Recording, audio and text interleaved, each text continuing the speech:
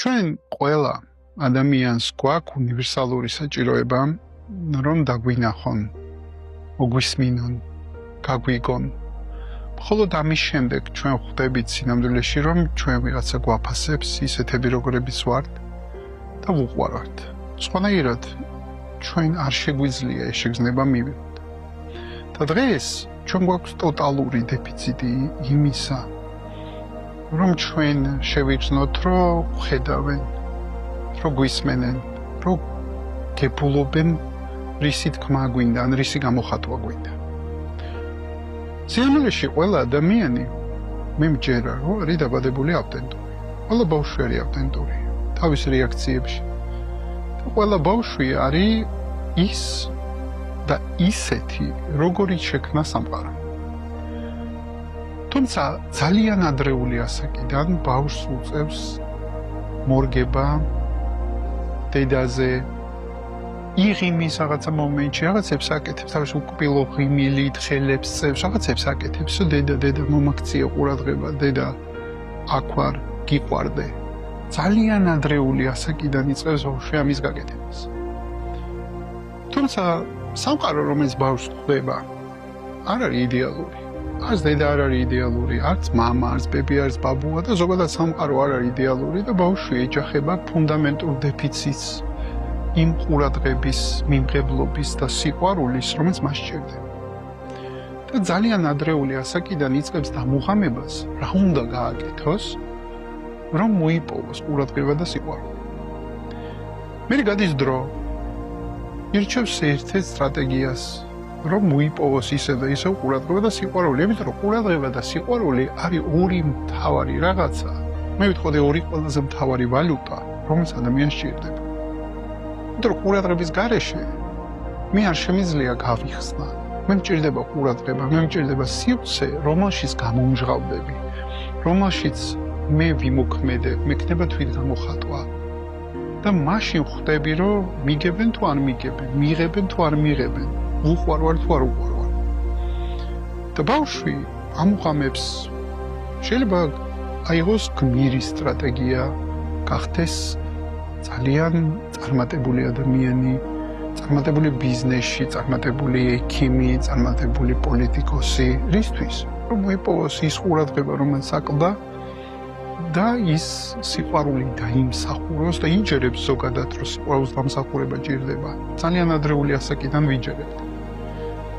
შეიძლება ვიღაცამ აირჩიოს, რომ პირიქით ანტიგმირი იყოს ბულერი, იყოს კანონდამღვევი, იყოს რაღაცნაირი ისეთი, რომელიც სხვა ადამიანებს რაღაცას ატკენს და აშავებს და ამით იზიდავს ყურადღებას.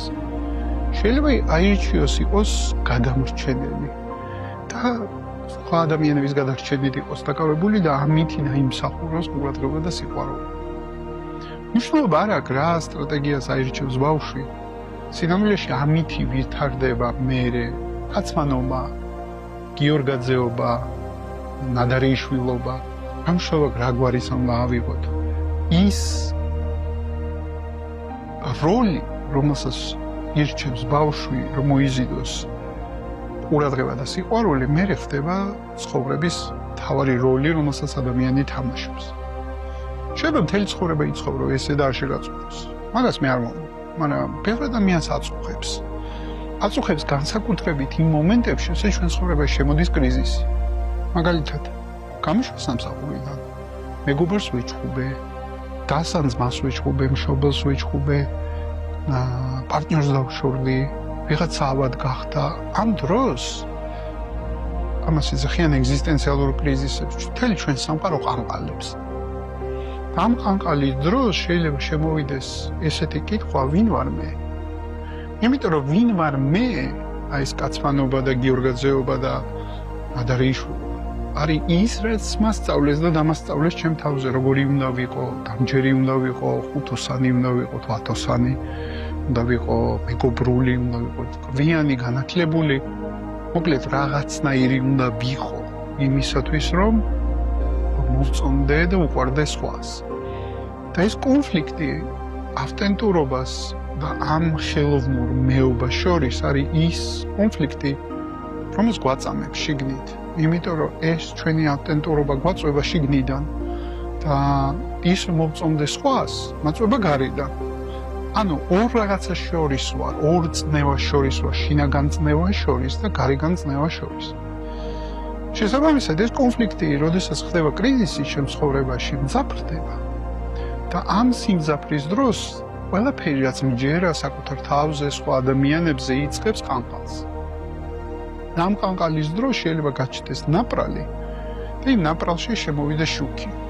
და ამ ნაპრალს და შუქს ვეძახი ცნობიერებას. როცა ადამიანი ტრიალდება თავის თავში, როცა იწყებს გამორკვევას, იწყებს ძიებას, რომ ვინ ვარ მე სინამდვილეში იმის მიღმა, რაც დამასწავლეს, როგორი უნდა ვიყო ამ ცხოვრებაში, ვინ ვარ სინამდვილეში მე. რისთვის ვარ დაბადებული? რა უნდა გავაკეთო ამ ცხოვრებაში, რომ რეალიზდე? აი ეს კითხვები ერთხელ თუ შემოიჭრა შენს გონებაში, დარწმუნებული ვარ, რომ აღარასოდეს აღარ გავა შენ მიგონებიდან. სანამ არ იპოვე პასუხს. ბევრი ადამიანი ეძებს პასუხს გარეთ. ბევრი ადამიანი ეძებს ამ პასუხს სხვადასხვა ავტორიტეტებში, გურუებში, სწავლებებში. ბევრ ადგილას ვეძებთ ამ პასუხს, იმიტომ ჩვენ ვინდა რომ ვიღაცამ გვითხრას ეგ. ეგეც ბავშვურია, რომ ვიღაცამ გარედან უნდა გითხრას შენ როგორი ხარ. სინამდვილეში ეს პასუხი არ არის გარეთ. ეს პასუხი არის შიგნით.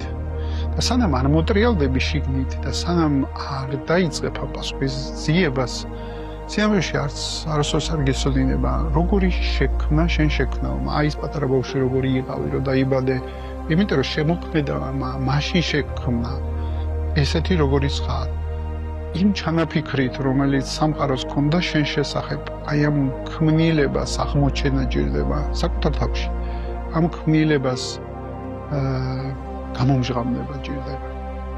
ზუსტად ეგ არის, რაც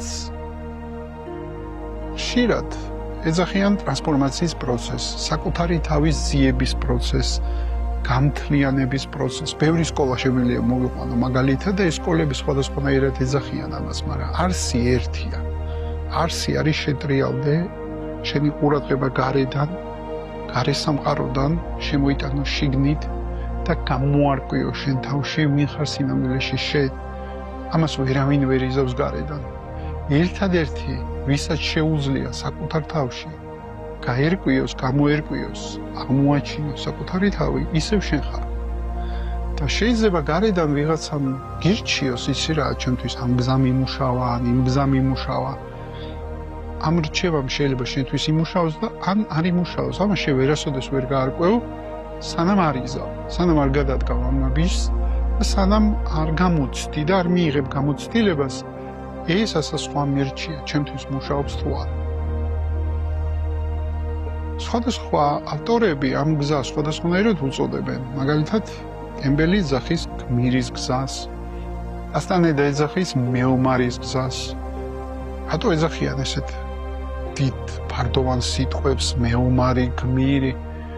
იმიტომ რომ ამ გზას გამბედაობა ჭირდება.